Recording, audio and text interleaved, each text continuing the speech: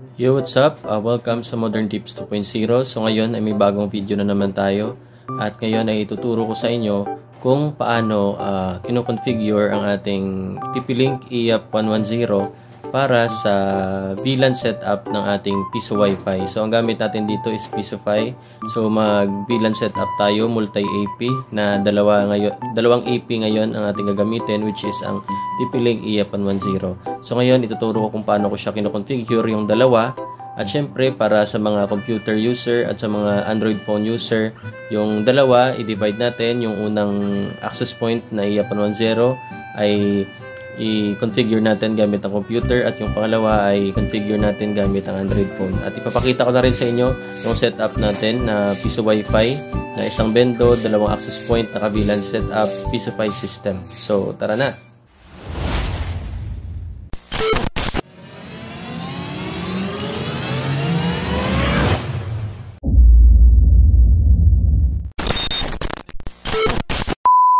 So ayun na nga mga ka-modern tips. Ito yung Piso Wi-Fi natin.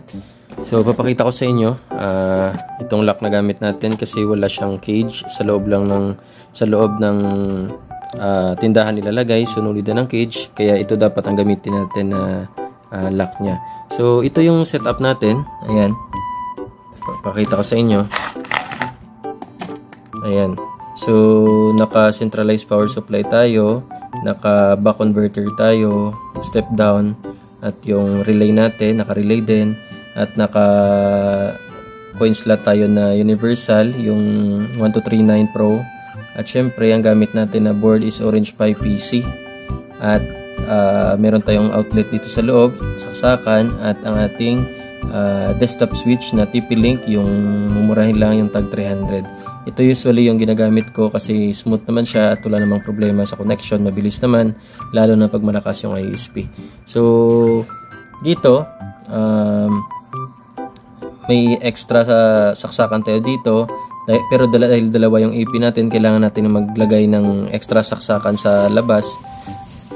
Pero dahil walang fan yung board natin, di natin pwedeng ilagay dito yung adapter ng ating TP-Link EAP110. So ang gagawin natin, ipasok na lang natin dito yung yung plug niya, tapos ilabas na lang natin yung PoE adapter niya para hindi mag-cause ng init sa loob. Pero pag meron naman fan yung board nyo, pwede kayong maglagay dito sa bandang gilid.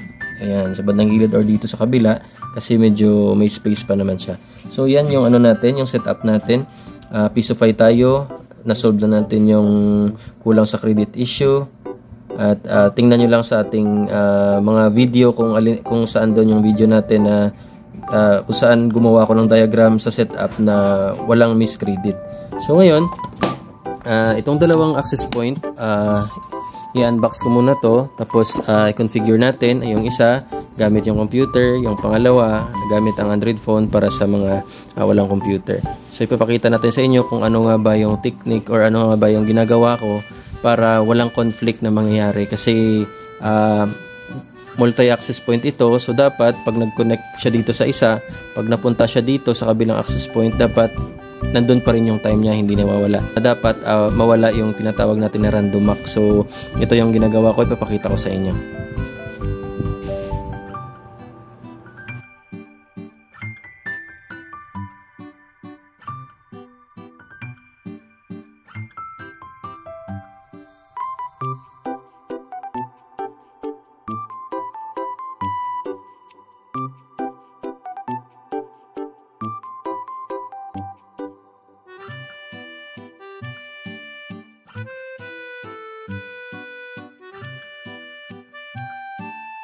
So ito na guys, nabuksan na natin. So para hindi tayo magkamali, para hindi magpalit yung PoE adapter tsaka yung access point, lagyan natin siya ng numbering. So tayo, lagay dito sa likod, number 1, lagyan natin ng number 1 yung access point mismo.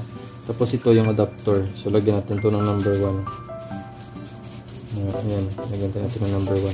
Tapos ito din, para hindi sila magpalit, number 2. Ito din, lagyan natin ng number 2 para hindi tayo magkamali. So ayan, lagyan na natin. Una muna natin gagamitin ito yung number 1, i-set up natin siya gamit ang computer. So, pinakailangan natin ng LAN cable. Ito.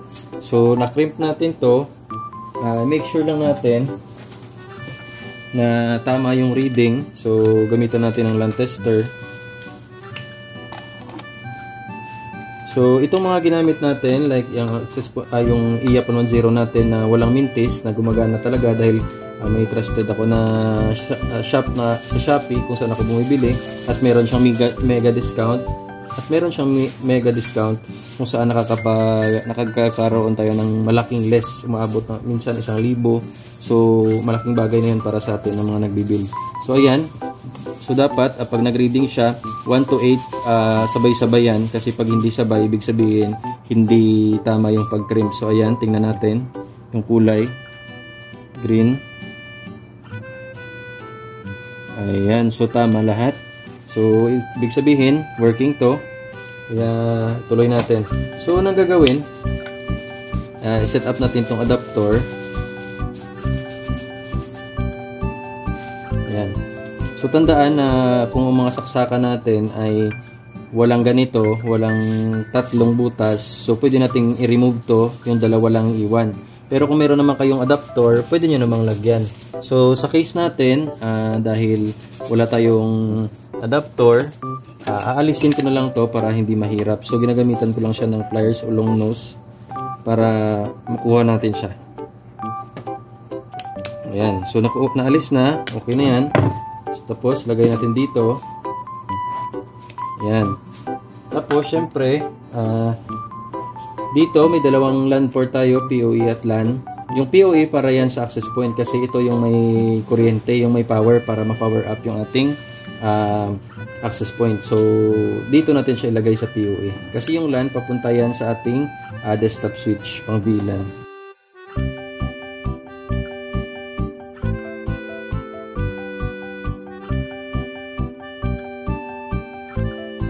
So, malalaman natin kung gumagana, ayan, nag-iilaw ng yellow yung adapter niya. Tapos dito sa gilid, nag-iilaw ng green. So, ibig sabihin, working yan. So, tara, i-set up natin gamit ang ating computer. So, ayan, mga ka-modern tips. So, gamit ang ating computer, wirelessly or sa Wi-Fi, di tayo gumamit ng LAN.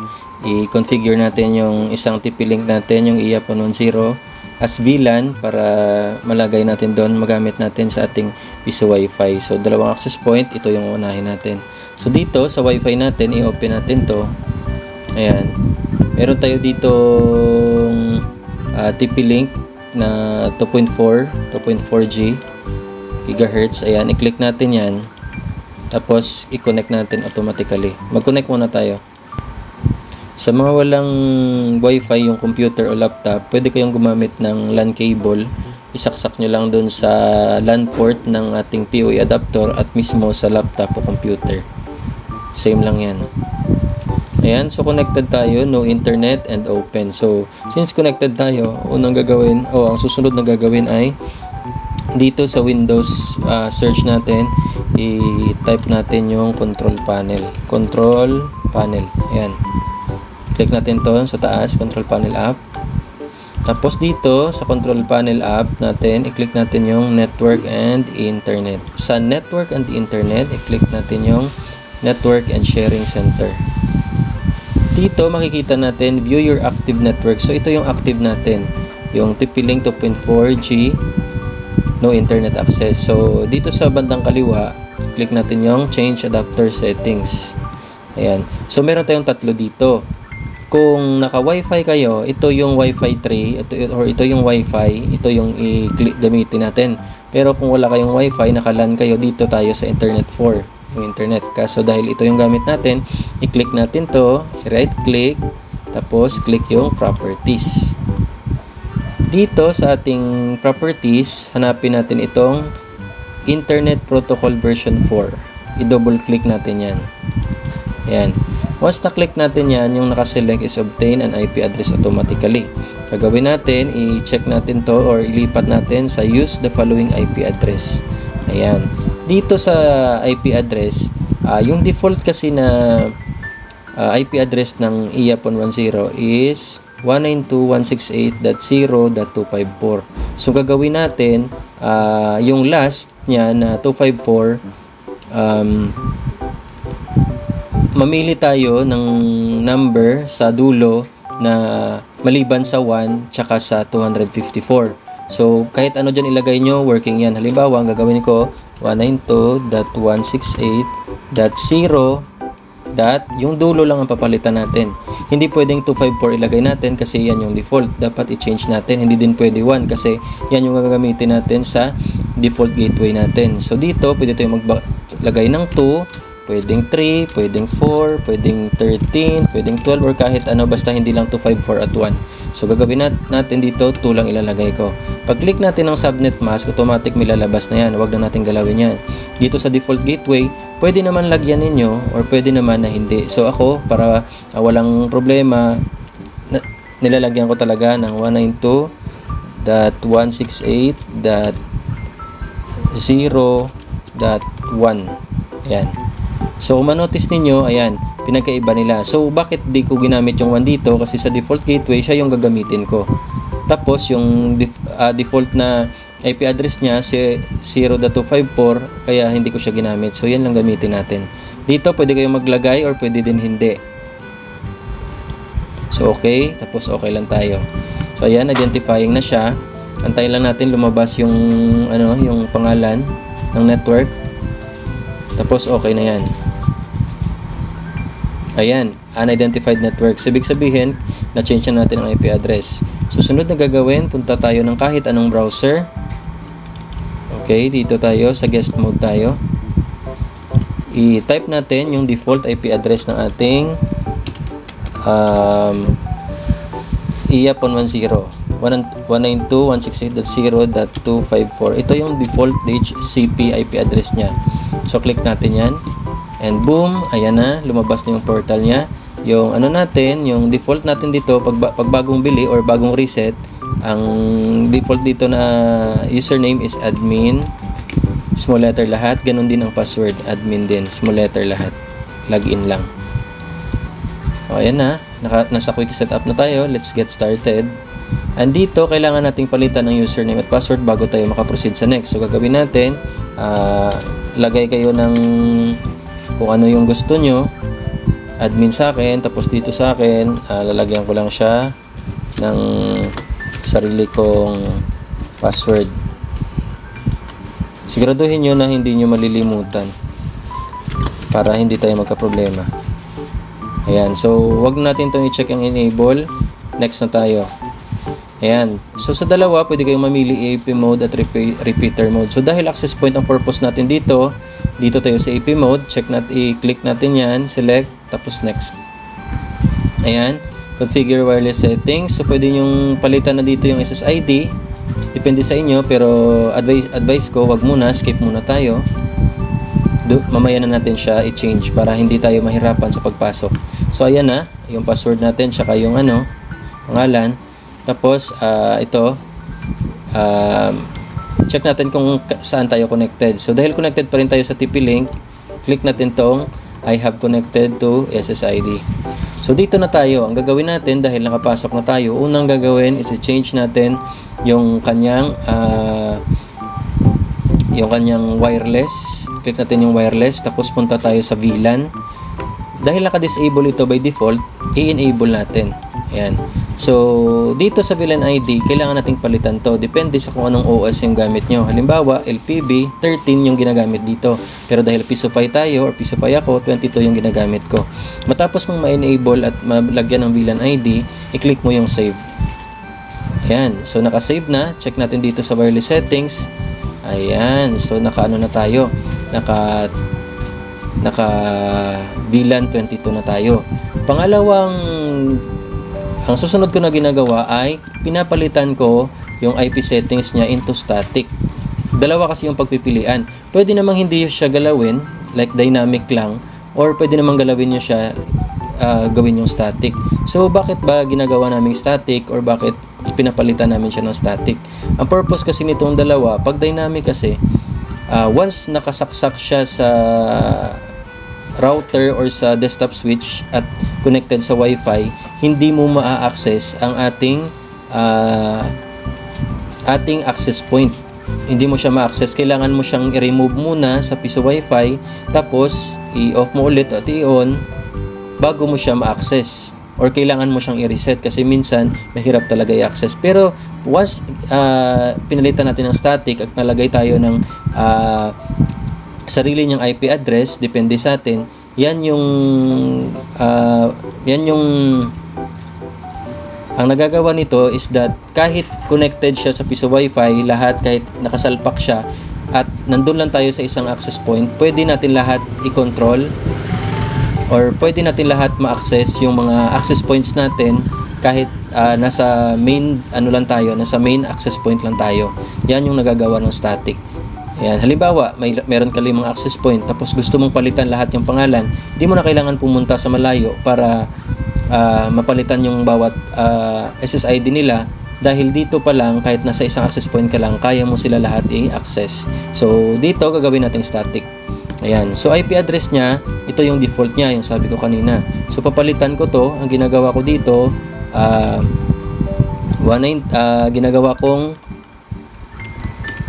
ginagaya ko sa sa IP address ng Pisofy. So dahil ang IP address ng Pisofy is 10.0.0.1, or ang IP address ng mga piso wifi, ayan. So ang gagawin mo lang is kailangan mo siyang palitan mo yung number 1 sa dulo, kasi yan yung default gateway natin, yung sa Pisofy. Huwag natin gayahin yan.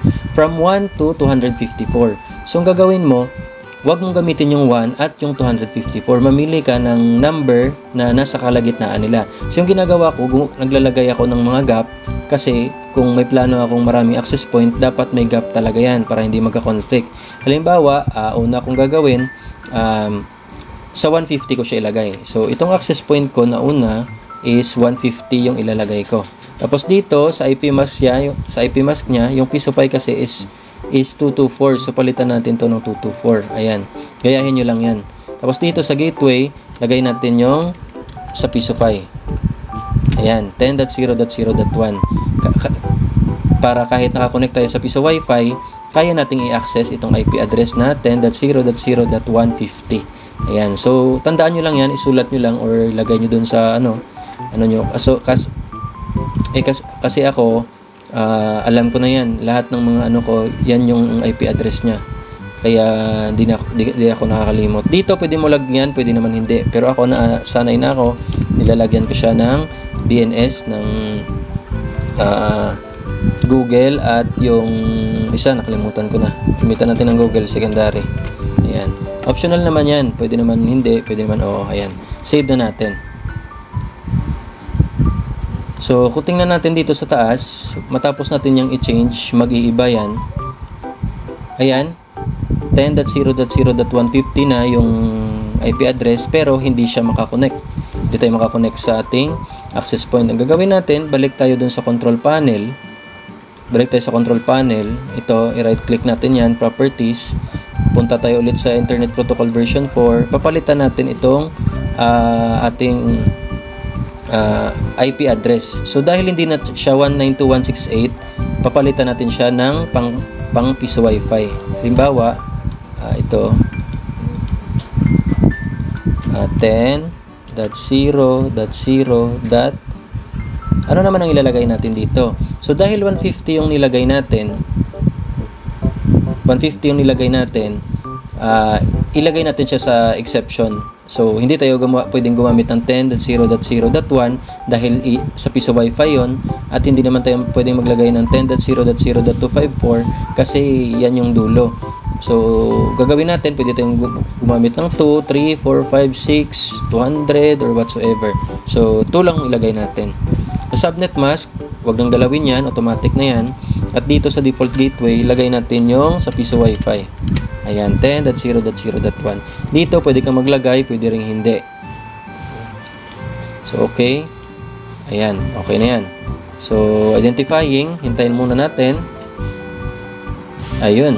So kung na-notice ninyo, ayan, 10.0.0.150 na access na natin ulit ang ating IAP 110. Ito na yung time na papalitan natin yung SSID niya. So dito, login tayo, admin, at yung password na bago na ginawa natin kanina.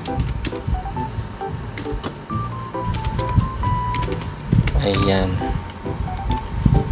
So, dahil nakapasok tayo, yung management natin naka-static, yung wireless natin naka-enable yung VLAN natin, VLAN 22. Huwag na natin galawin yung mga wireless mo dito, channel, i-auto lang natin yan, yung channel, sila na bahala, yung access point na at yung piso wifi ng bahala mag-manage yan. So, next natin gagawin or yung last is papalitan natin yung SSID. Dito tayo sa may edit. Dito palitan natin kung anong gusto. Dahil gusto na ng ano natin, ng client, yung pangalan niya, Rene. So, lagay na lang natin ng piso wifi. One word na lang natin yan. Rene piso wifi. Lagyan natin ng dash or underscore. Ayan, para mas pogi. Ayan, Rene piso wifi. So, enable ang broadcast. Security natin none. Wag natin i-check ano yan, yung rate limit wag din. Tapos okay na tayo. Once na click mo na yan, magdi-disconnect yan. Check natin ulit. Ayan, na-disconnect na siya. Andito na yung Rene piso wifi. Ayan, so tapos na tayo. Proceed na tayo sa next natin na configuration. So dahil tapos na natin ma-configure to, aalisin na natin sa saksakan at itabi muna.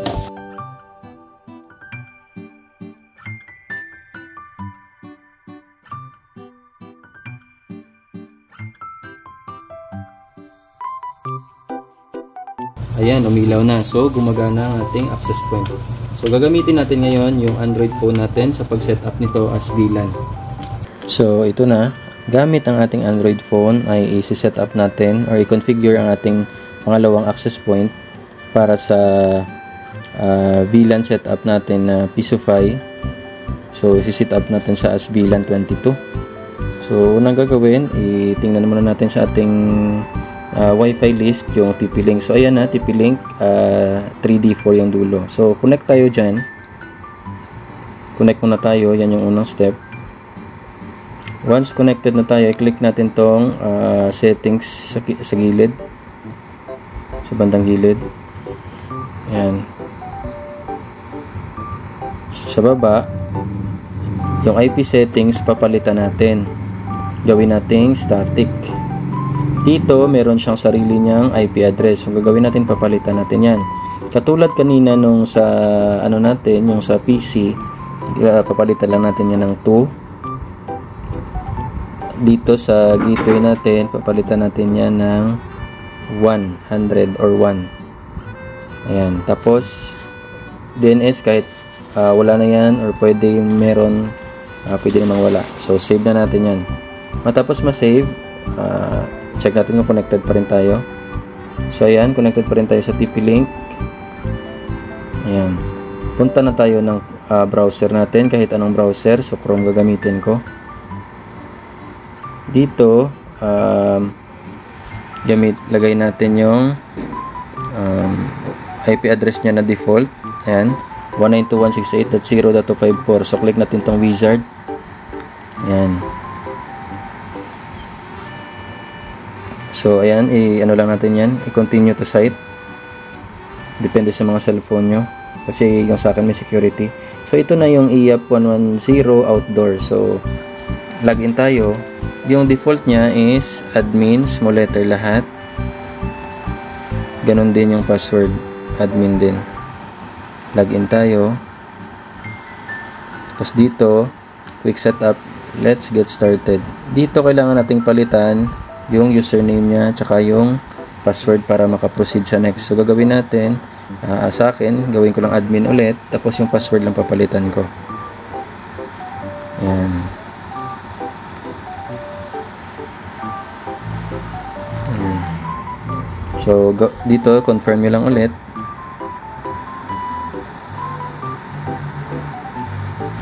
Ayan. So, dito, sa baba, click lang natin yung next. Dito may dalawang option, AP mode and repeater mode. So, pipiliin natin AP mode. Dito, kailangan palitan yung wireless settings pero may skip. wag muna natin gawin yan, later na lang para hindi masira yung configuration process natin. So ayan, done na natin. So click mo lang yung I have connected to SSID kasi connected pa naman tayo. At nandito na tayo sa kanyang system. Unang gagawin natin, i-VLAN muna natin siya. Punta tayo sa wireless, punta tayo sa VLAN. Tapos dahil naka-disable pa yung VLAN natin, i-enable natin yan. At syempre yung VLAN ID, papalitan natin ng 22 kasi yung Pisofy naka VLAN 22. Ayan. Pag LPB, VLAN 13. So save natin yan. Matapos nating ma-save, naka-enable na yung VLAN, punta na tayo ng management. So static pa din natin siya katulad ng ginawa natin kanina para mas mabilis siya i-access kahit hindi na tayo pumunta doon sa mismong access point pag naka-setup na. So gawin natin dito, gawin natin siyang 10.0.0.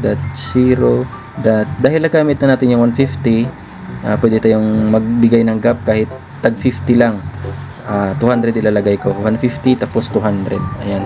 Dito papalitan natin to yung 255 ng 224.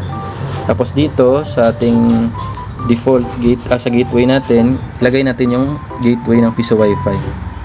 Ayan, 10.0.0.1. Sa DNS, lagay natin yung Cloudflare. Cloudflare yung ginagamit ko, yung primary niya. Tapos sa secondary naman yung pang Google.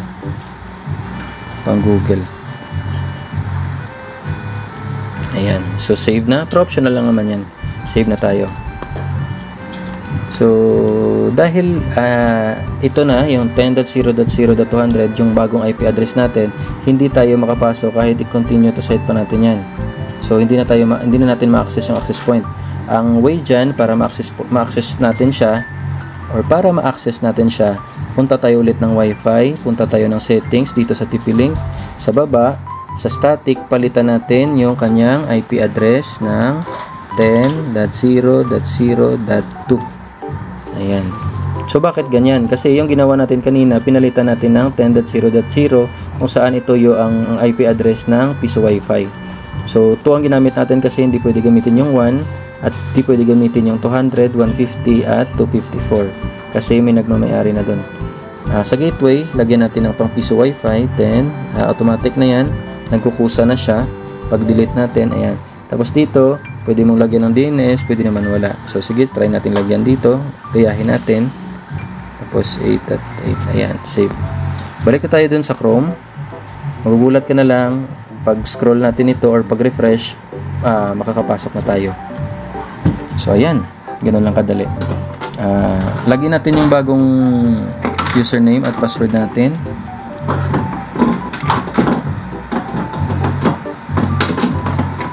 Ayan. So, ayan. Ito na siya.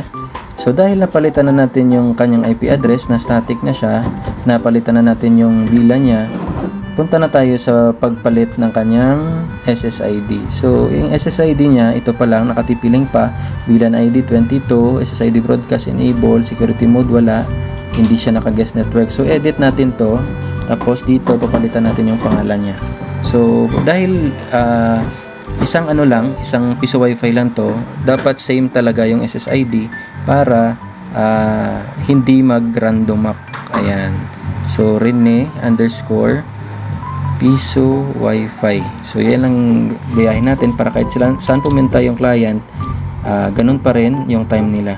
So, ayun. Okay lang natin to. Tapos na yan. Ganun lang kasimple, guys. Tapos check natin kung nawala na yung TP-Link, papalitan na ng Rene. So, ayan. Nawala yung TP-Link, nandito na yung Rene Piso Wi-Fi sa baba. So, tapos na. Ngayon, susubukan na natin yung Piso Wi-Fi kung working. So, ito na guys, susubukan na natin kung working nga ba ang ating IAPON 10 na sinet up as VLAN. So, ito na, gumagana na yung natin. So, may internet na tayo dito at nakaset up na din ang ating desktop switch. So, ito, mula sa desktop switch, papunta sa ating LAN. Tapos, yung isa naman is PUA, papunta sa ating IAPON 10, number 1 yan. So, ito number 1. Subukan natin. So, ito, connect tayo sa Wi-Fi. Yung pangalan kanina is Rene Piso Wi-Fi.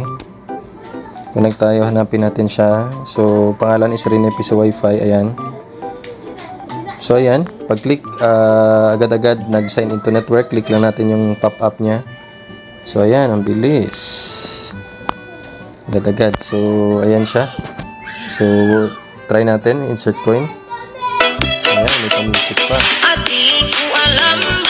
Huwag muna natin hulugan. Mamaya na. So, ayan, working ang isang access point natin. At syempre, dahil naka-relay tayo, ayan. So, once na-click yung insert coin, gumagana yung, yung coin slot natin. So, ngayon, subukan naman natin yung pangalawang access point. So, ito, yung number 2 natin, yung second access point.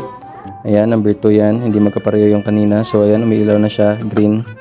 Tapos isa lang naman yung access point natin ngayon. Inalis natin yung isa para malaman natin kung working. So ganun pa din. Ayan.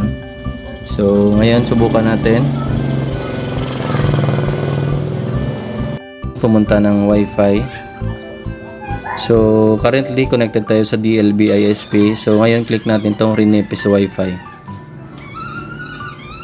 Ayan. So working pa din. Agad-agad nag-pop up siya. Ayun, so gumagana yung dalawang access point natin. Successful yung ating configuration. So click natin yung insert coin. Ayan, so natin nag-music siya, diba? Ayan. So agad-agad, ganun. So may internet na din, working na din siya. So ito yung Pisofy natin na dual access point, VLAN, gamit ang desktop switch. So maraming salamat sa mga nanood. Huwag kalimutan mag-subscribe at para maging updated kayo sa mga susunod pa nating mga video. So salamat!